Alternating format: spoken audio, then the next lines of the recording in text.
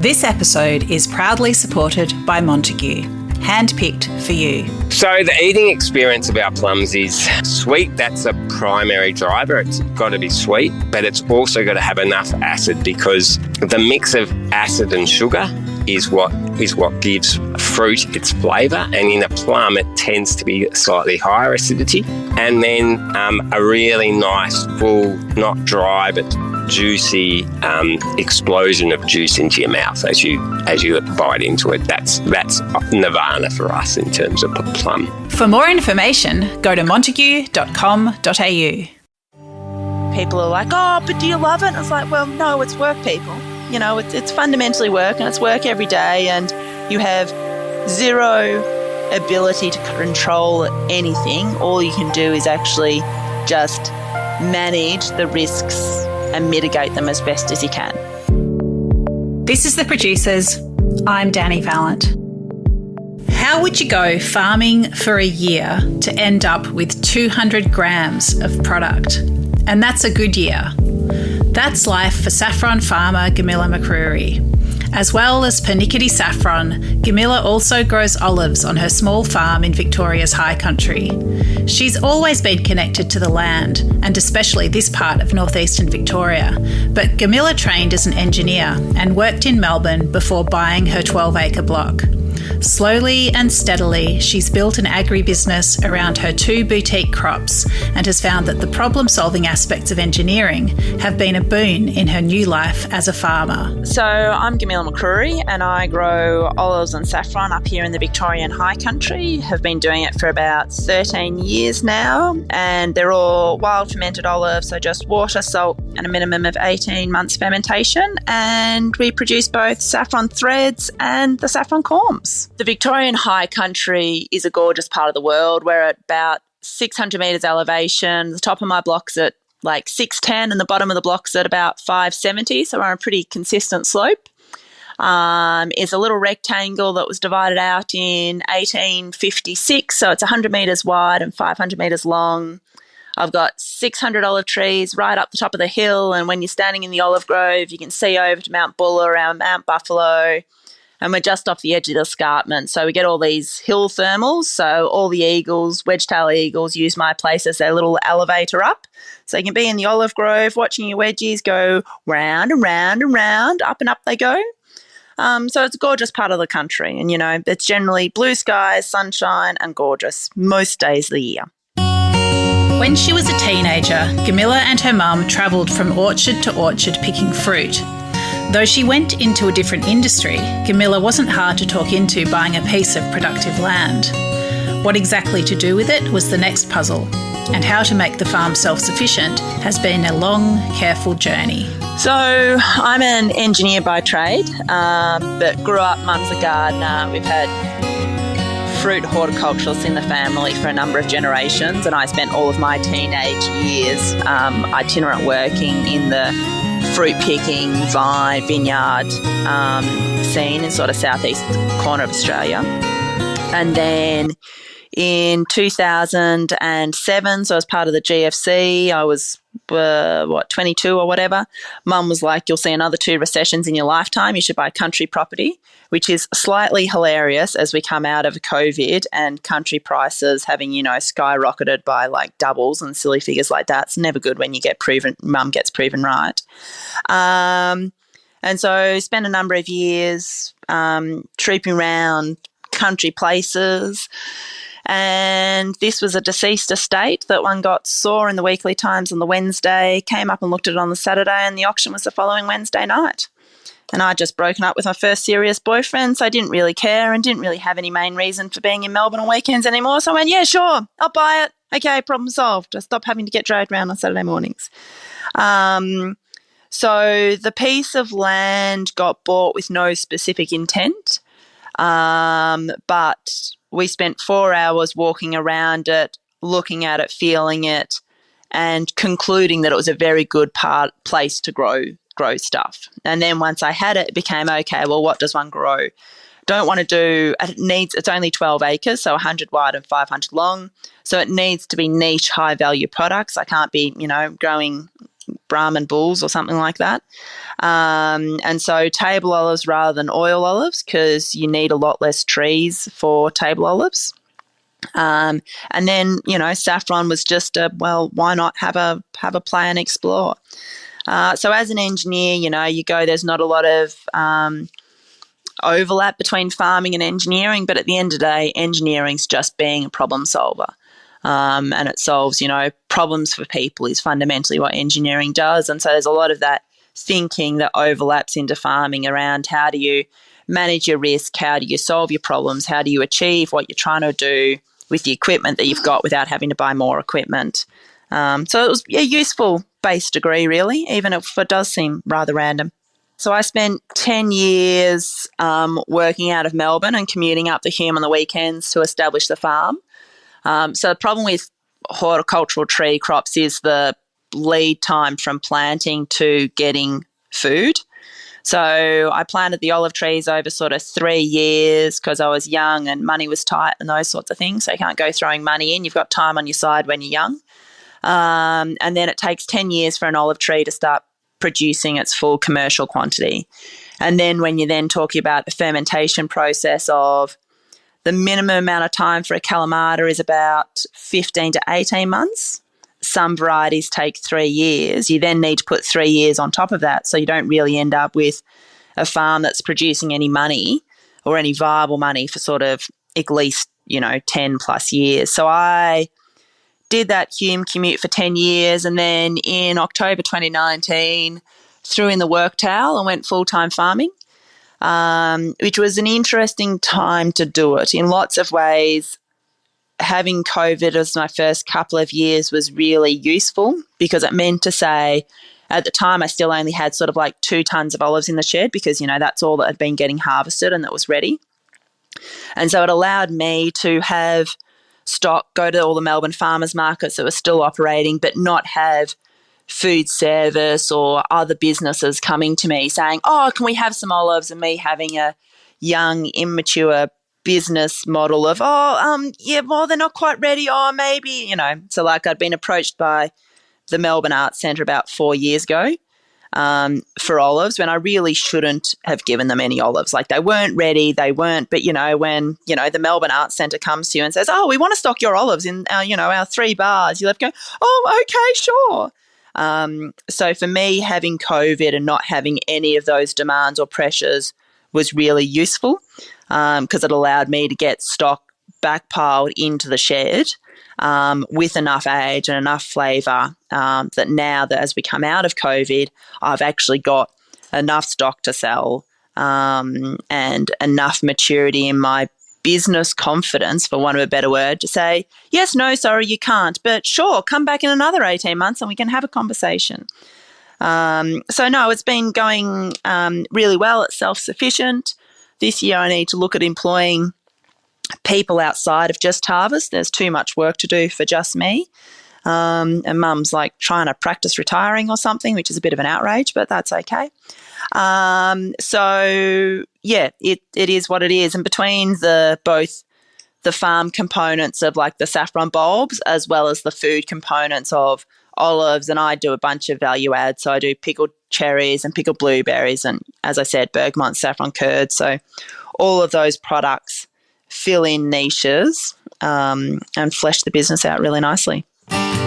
With 2 crops on different cycles, Gamila's seasonal rhythms are subject to periods of intense busyness, a short but welcome period of rest, and of course, more than half an eye on the weather. So this is conversation happening in January, and the olives have just finished flower and fruit set because everything's about 6 weeks late at the moment. So normally our olives would flower in late October, November. They'd then go into fruit set, and harvest for us starts with our large green Spanish varieties on about the 1st of April and goes for 8 weeks, with our last variety being our Kalamatas. And we're always juggling ripeness levels and frost levels to get the Kalamatas off before that first week of frost at the end of May or the start of June. And then they go into pruning land and winter dormancy land and all those sorts of things. And then the saffron is just in the moment getting lifted and divided. So saffron's a bulb or a corm, and they replicate. So every 4 years we need to lift them up and divide them. And so we're doing that at the moment so we can have a good look at them and divide them out into their different size quantities and put them back in the ground. And so they all need to be back in the ground by February.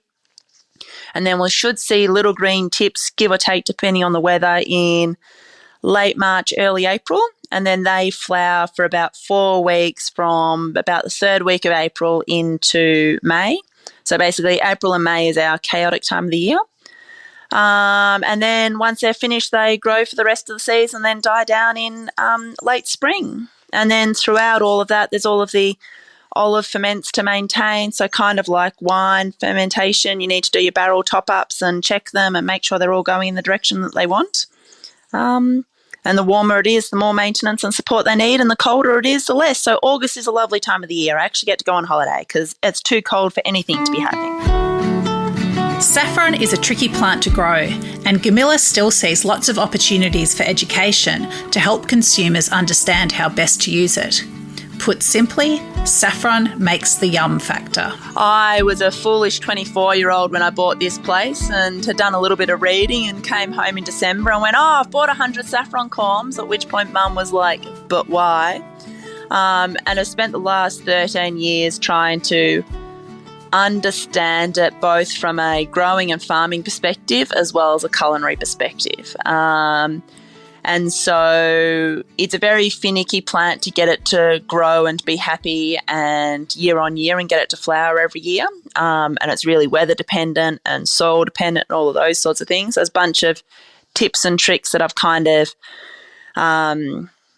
grasped and learnt as one's gone along, but you actually have no idea what your corms look like until you're on your hands and knees starting to dig them up, which we started 2 weeks ago, and everything was looking really, really good. There's been very little disease, even though it's been as wet as it has.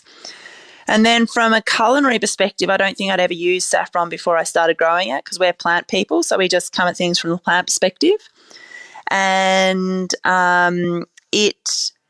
I, like everybody else, thought that it made stuff yellow, and couldn't understand what the gist of that was, and then spent a number of years using it on rice and potatoes and not understanding that either. But now what I've learnt is that saffron makes the yum factor is the easiest way to describe it. It makes things delicious. It makes people go, oh, can I have some more?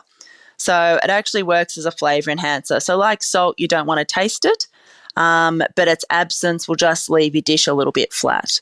So yesterday was my birthday and I had a bunch of people over, and I do a bergamot and saffron curd because I've got access to a local grower up the valley from me who grows fresh bergamots, which is fantastic. And so I did this most outrageous, lavish kind of tiramisu concept, but with a bergamot and saffron curd in the middle of it instead. So coffee, bergamot, saffron, chocolate. It was outrageous and delicious, and it definitely had the yum factor. So that's what saffron does. Saffron is a premium spice bound up in romance and legend, but it's often not well understood. Gamila explains what a saffron plant actually is and how the spice strands are harvested and dried. So saffron is a bulb, so it grows underneath the ground and then emerges in autumn with little purple flowers. And so these purple flowers are about, we'll do metric rather than imperial, sort of like 3 centimetres big at maximum. And inside that purple lilac flower is 3 little red stigmas, which is the girl part of the flower, and that's actually the saffron spice. So you go out and you need to pick your flowers. During our peak flush, we pick twice a day. So we pick at about 9:30 and we pick at about 3 o'clock. And that means to say we're getting the flowers at their optimum level of openness, and they flower. So you pick your paddock completely clear of flowers, and then the next morning there'll be flowers again. So they're growing at that kind of rate. And then we bring them up to the processing shed and we need to peel the flowers open, pull the stigmas out and then dry them. So it's about 150,000 flowers for a kilo of saffron. So once they've been picked, the strands are then dried to about 10% of moisture content. So you'll lose an awful lot of weight in that drying process, and it's very, very tedious. But it looks pretty, but it's tedious. So last season was our biggest to date, and we probably got about 200 grams, maybe just a bit over. The year before was 60 grams. So God help me next year if we have the same level of multiplication, we'll be cutting close to the kilo. Growing is one thing, harvesting is another, but none of it means much unless the product gets into customers' hands and mouths. How did Gamila hit the market? So farmers markets was the main initial avenue. And the reason why farmers markets are good for lots of reasons is you get instant feedback on your product. So, you get to actually watch people's facial expressions and eyes, and that tells you an awful lot about how they rate your product, regardless of what they then say about it. And so when I started, I've been going to markets now for probably 6 years, I think. And I used to just, do like 2 a month. And because there was 2 main table olive businesses up here as well, I couldn't get up into the regional market. So I was doing all Melbourne markets, which was fine because I still lived out of Melbourne Monday to Friday. And then as lined up with COVID, all of those guys retired, which was fantastic. So now I'm the main table olive producer up here with no competition, which is a lovely position to be in. And still doing a fair bit of markets, but now mostly regional rather than Melbourne, because if you don't need to travel, why not? And the other good thing about markets is it gets the product in people's mouths. They get to taste it. So then when they see it on a shelf or on a menu somewhere else, they're like, oh yeah, that was really good. And that's, the good thing with farmers markets. Now I'm kind of at a lovely situation where people, stockists, whether they be restaurants or shops, are reaching out to me at sort of a lovely consistent rate that's kind of lining up with my escalation, so I don't need to go and hassle people, which is good. And one of the main Melbourne food restaurant distributors, if you want to call them that, works with a whole bunch of restaurants to get them the best produce possible, has just taken on both the saffron and the saffron extract. So hopefully we'll start seeing a bit more of that in Melbourne restaurants in the next 12 months, and I'll go down and do some talkings and do some saffron masterclasses, because I didn't realise how poorly saffron was understood by the trade when I started. So there's a fair bit of education work to happen in that space still. Saffron is expensive, and Australian saffron is more expensive than the Iranian product that dominates the market. Part of Gamila's project is to explain where the value lies and educate cooks how best to use it. So I wholesale into food service at $160 a gram and retails at $240, and those prices sound outrageous in comparison to the Iranian prices. Iran produces most of the world's saffron. They can produce it at the price they can for several reasons: land cost, labour cost. There's a fair bit of government subsidies to keep people, kids especially, on farm, not growing opiates and not joining Taliban. But my take around saffron, or my saffron specifically, is it's a different product. You're using 6 strands per litre of product. So, I do like a dulce de leche caramel that's, cooked for 48 hours with saffron in it, and you're using 6 strands per litre, because you don't want to taste saffron. It's actually medicinal and iodine. For some seafood dishes, that's appropriate, but really you want to use it like salt, where it just extends the flavour in your palate, fills your whole mouth really beautifully, and it pulls things in balance. So it pulls your highs down a little bit, and all you have is this really perfectly balanced food experience. So, and then we have a saffron extract, which saves people needing to grind and soak. My pet peeve is seeing whole saffron strands getting thrown into dishes on TV. And when I see good, well-known chefs that have a lot of consumer pull or reputation, just like throwing saffron strands in a dish, when you use them whole, saffron actually has like a little waxy coating on it, so it's quite impenetrable to a liquid until you break that open. So when you throw whole strands in, you're getting less than 5% release out of it. They really need to be ground and soaked. And the Iranians, I've got some Iranian friends now because a mate's married one, and when you listen to how they use it, It does get ground up in a mortar and pestle, and it's actually best to grind it with sugar. It grinds up better into a finer powder than with salt, but you can grind it with salt as well. They keep it in the fridge because when you keep it in the fridge at a lower temperature, it stops it oxidizing, so you keep better colour. And, you know, it gets used in very, very small doses. So my price point is, well, if you're actually using it properly and you're using it for what's intended and you're getting full release out of it, paying $160 a gram as wholesale versus, you know, $19 a gram for Iranian and only getting 5%, you're actually at about the same price point. There are so many different aspects to Gamila MacRury's farming life. Which parts does she love, and what tasks are the most tedious? Scraping the pot after making bergamot saffron curd is a pretty good highlight, and one gets slightly overdosed on like curdy goodness. Saffron lifting is probably one of the more annoying things, and that's just because you're lifting, you know, thousands of corms and you're on your hands and knees, and it's in January, so you need to get out there at 6 a.m, otherwise it's too hot in the paddock too quickly. But like, you know, it's farming. People are like, oh, but do you love it? And it's like, well, no, it's work, people. You know, it's fundamentally work, and it's work every day, and you have zero ability to control anything. All you can do is actually just manage the risks and mitigate them as best as you can. Like, you know, the weather that we've had this, basically from July has been awfully wet, awfully cold, awfully dreary. There's another grove that I like to pick down at Yakandanda, and their soil is so sad that it just held water and had water sitting on it for about 6 to 8 weeks, at which point the olives are now really sad because they've lost all the oxygen in their roots.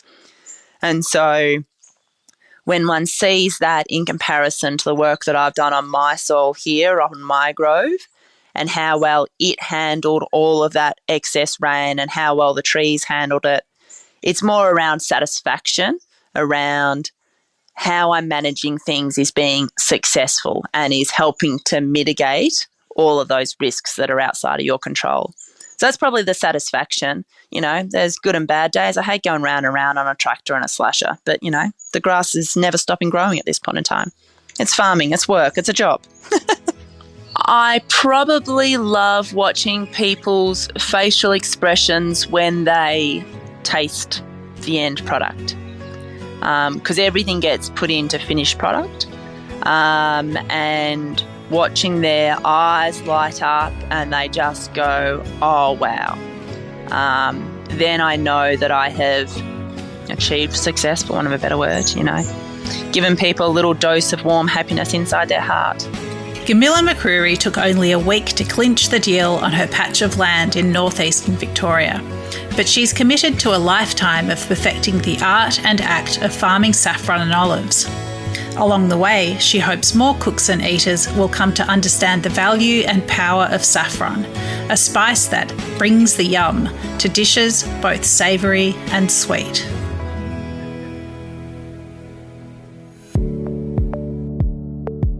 This is The Producers, a Deep in the Weeds production.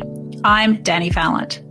Stay tuned as we talk to some of Australia's best farmers, makers and growers. Follow us on Instagram at Producers Podcast or contact us via deepintheweeds.com.au.